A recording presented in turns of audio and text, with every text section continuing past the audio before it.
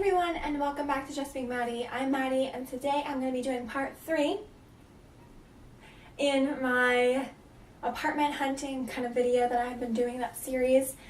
So part 3 is actually about applying and the lease signing process. So when it comes to applying for an apartment, I'm just going to jump right into this topic here because there's really not like tips or steps that I can really give you. It's kind of more of just some heads up information. So when it comes to applying for an apartment, there will be a fee for the application, as well as the hold or administration fee. One of the two, they're very similar in what they will call it. So depending on what the area is, it might be $50 for an application, it might be $35, it really just depends. And then there will be an admin or hold. A lot of times the hold fee will actually go towards your apartment once you move in. For applying, you will fill an application. They will run your background, rental, and credit history.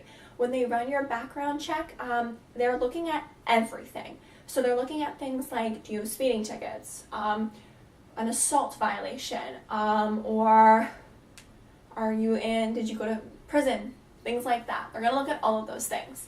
And that will really depend on what they can accept and what they can't accept based on guidelines that are given to them from their bosses.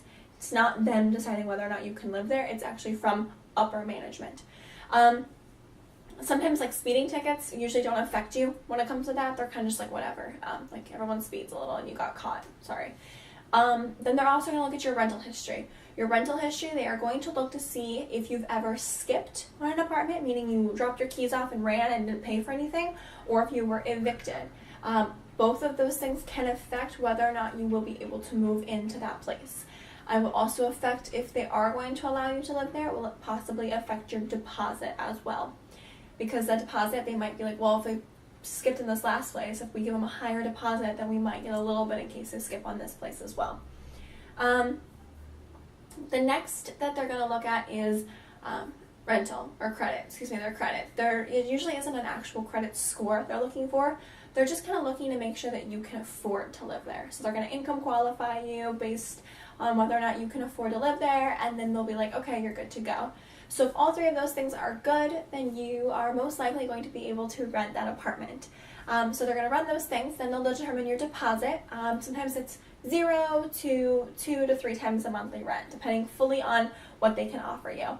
Then they're also going to, at that point, have you come in or email you the lease to sign.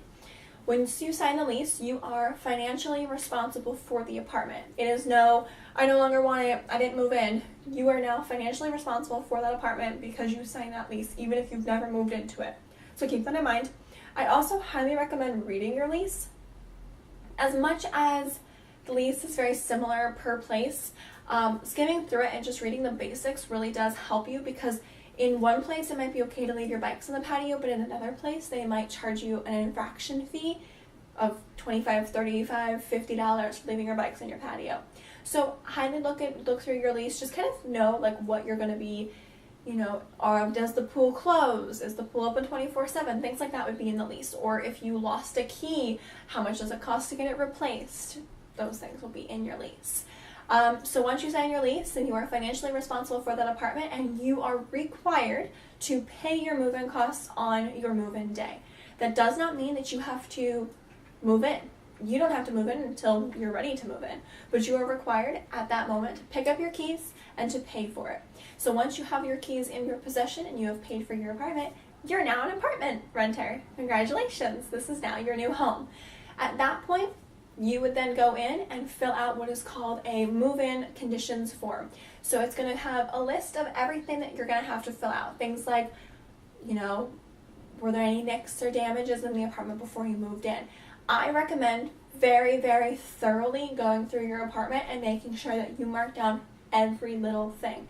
Seems a little bit crazy to mark down like, little hole in floor, or,